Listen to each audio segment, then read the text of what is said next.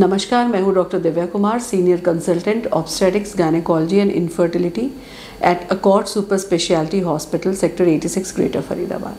आज हम चर्चा करेंगे IUI के सक्सेस रेट को हम कैसे बढ़ा सकते हैं।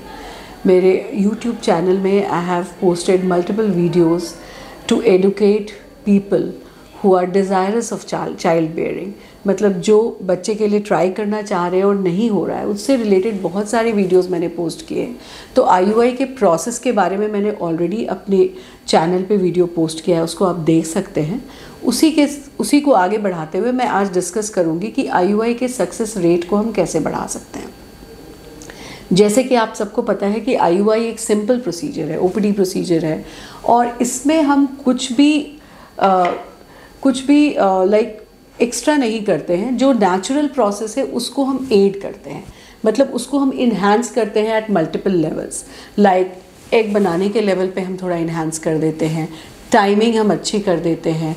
देन इंस्टेड ऑफ डिपॉजिटिंग जो सीमेन होता है उसको हम ये पूरा पैसेज बाईपास करके यूट्रस के अंदर हम डिपॉजिट करते हैं, और उसके पहले हम उसको वॉश कर देते हैं सो दैट जो भी डेब्रिस है या पस सेल्स है या कीटाणु हैं या डेड या स्लो वाले जो स्पर्म्स हैं वो हम रख लें, उसको एक तरह से छान लेते हैं, और जो अच्छे वाले स्पर्म्स होते हैं उनको हम यूज़ करके सीधा यहाँ डाल देते हैं। तो बहुत ही शॉर्ट में ये IUI का प्रोसेस है। बट IUI के प्रोसेस को हम कैसे बढ़ा सकते हैं, क्योंकि जब भी हम इनफर्टिलिटी के लिए कोई भी प्रोसीजर करते हैं, एनी ट्रीटमेंट वी गिव, तो पेशेंट ही नहीं, डॉक्टर की एक्सपेक्टेशन भी बहुत ज़्यादा होती है। हमें भी लगता है कि आप पहले साइकिल में ही कंसीव कर जाओ, पर ऐसा यूजुअली होता नहीं है, और जब नहीं होता है तो you feel it comes as a setback to you.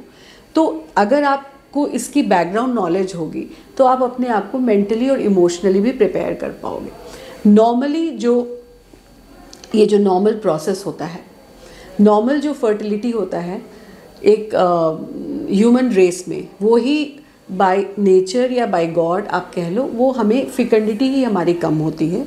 तो इन सब प्रोसेस के थ्रू हम उसको बढ़ाते हैं, और जब हम ये प्रोसेस करते हैं तो there are some problems in the male and some problems in the female. कभी कभी दोनों पार्टनर्स में प्रॉब्लम होते हैं, जिसकी वजह से हमें प्रेगनेंसी के लिए IUI का सहारा लेना पड़ता है। तो सबसे पहली बात कि IUI के सक्सेस में हम किस फैक्टर के लिए IUI कर रहे हैं या अंडरलाइंग कौन सा कॉज है, इस पे भी IUI का सक्सेस बहुत ज़्यादा डिपेंड करता है। अगर कॉजेज़ सिंपल होती हैं, सिंगल पार्टनर में होती हैं, या कुछ एक कंडीशंस जैसे अनएक्सप्लेन इनफर्टिलिटी हो गई, या पॉलीसिस्टिक ओवेरियन डिजीज़ हो गया, या कभी कभी जहाँ पे साइकोसेक्सुअल फैक्टर्स होते हैं लाइक इरेक्टाइल इजैकुलेटरी डिसफंक्शन या वैजिनिस्मस होता है, या टाइमिंग नहीं मैच होती है, ऐसे केसेस में हमें ज़्यादा चांसेस होते हैं कि हमें IUI के थ्रू सक्सेस मिल जाए। बट कुछ एक कंडीशंस होते हैं जहाँ पे ट्यूब में कोई प्रॉब्लम है, या मल्टीपल फैक्टर्स है, मेल में भी प्रॉब्लम है, फीमेल में भी प्रॉब्लम है, प्रोलॉन्ग्ड इनफर्टिलिटी है, फीमेल की एज ज़्यादा है, तो वहाँ पे इसका सक्सेस थोड़ा गार्डेड हो जाता है। तो सबसे जो पहली बात होती है कि अंडरलाइंग कॉज क्या होता है, और ये यूजुअली आपके जो डॉक्टर होते हैं वो डिसाइड करते हैं कि आपको कब IUI की ज़रूरत है और कितने साइकिल करना होता है। एक बार अगर IUI का प्रोसेस हो जाता है तो एक तो प्रोसेस के टाइम भी कंप्लायंस बहुत ज़रूरी होता है, मतलब जब भी आपको डॉक्टर विजिट के लिए बुलाएं तो आपको जाना होता है, क्योंकि ये एक टाइम बाउंड प्रोसीजर होता है।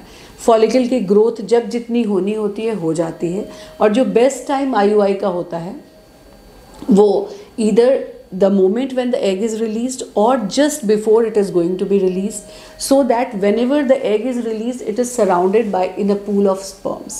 तो ये टाइमिंग बहुत इंपॉर्टेंट होती है, तो आपको बहुत कंप्लायंट होना होता है टाइमिंग को लेके।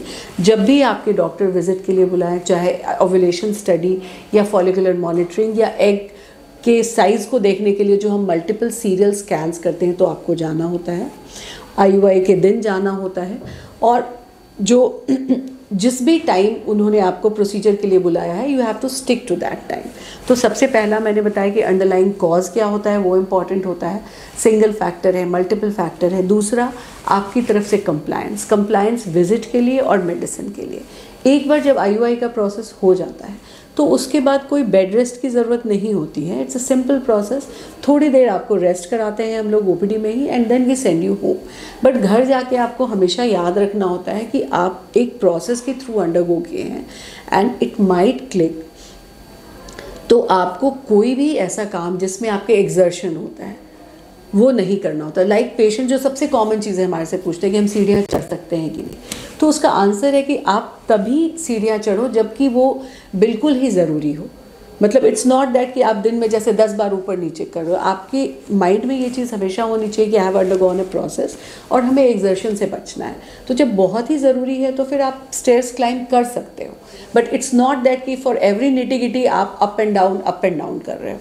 तो सबसे पहला एक्सर्शन से अवॉइड करना है। दूसरा, any new kind of exercise या एक्टिविटी को आपको अवॉइड करना है। लाइक वॉट एवर जो भी आप काम कर रहे होते हो या जो भी आपकी एक्टिविटी होती है, एक्सरसाइज होती है, उससे आपका बॉडी यूज टू होता है। You don't have to take any new activity. Like suddenly आपने डांसिंग क्लास ज्वाइन कर लिया या आप किसी मैरिज में गए, आप बहुत ही ज़्यादा एक्सर्ट कर गए या इवन आप जोश में आके आपने बहुत डांस कर लिया, तो इन चीज़ों से आपको बचना है। You have to remember always, that should be there in the back of your mind कि एक प्रोसेस से हमने अंडरगो किया है तो हमें थोड़ा आराम स्लो चलना है। देन अगर आप स्मोकिंग या अल्कोहल करते हो, ये this is for both the partners, या एनी ड्रग्स, तो एक तो जब आप फर्टिलिटी ट्रीटमेंट कराते हो तो हम मना करते हैं, but after undergoing a procedure तो आपको बिल्कुल स्ट्रिक्टली नो है, you don't have to go for all these things, and usually we tell both the partners to follow this. Then coming to the food usually home cooked healthy diet होना चाहिए। You don't have to go for a crash diet. अगर आप कर भी रहे हो keto diet या intermittent fasting, इन चीज़ों से आपको दूर रहना है when you are planning a pregnancy.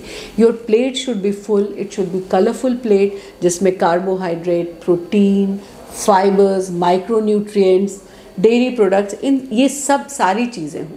तो healthy diet is very important. Then we will give you some medicine after IUI। उससे कंप्लायंस बहुत ज़रूरी होता है और उसके डोज नहीं मिस होने चाहिए, बिकॉज ये हार्मोन्स होते हैं। तो अगर हमने बोला है 2 बार लेना है तो जस्ट मेक इट अश्योर कि 2 डोज के बीच में 12 घंटे का डिफरेंस हो। अगर कोई दवाई 3 बार लेनी होती है तो 8 आवर्स का डिफरेंस, इसको आपको मेंटेन करना है। It should be in your priority list. Then coming to, अगर कोई भी प्रॉब्लम होती है, अगर प्रोसीजर के बाद कभी आपको स्पॉटिंग होती है, कभी पेन होता है, then definitely you should call your doctor. और जब भी आपको बोला गया है कि इतने टाइम पीरियड मेडिसिन लेने के बाद you should do either a beta HCG test और अ प्रेगनेंसी टेस्ट, और if you have missed your periods then you should immediately go for all these tests what has been prescribed by your doctor। तो अगर हम ये सारी चीज़ें करते हैं तो डेफिनेटली हमारे IUI प्रोसीजर के सक्सेस के चांसेस बढ़ जाते हैं। So all you have to do is just take good care of yourself, be it diet, be it activity, be it any kind of medication. तो ये सारा follow करके जो IUI के सक्सेस रेट को आप ऑप्टिमाइज कर सकते हो। So that's all for today. Take care, stay healthy, stay fit.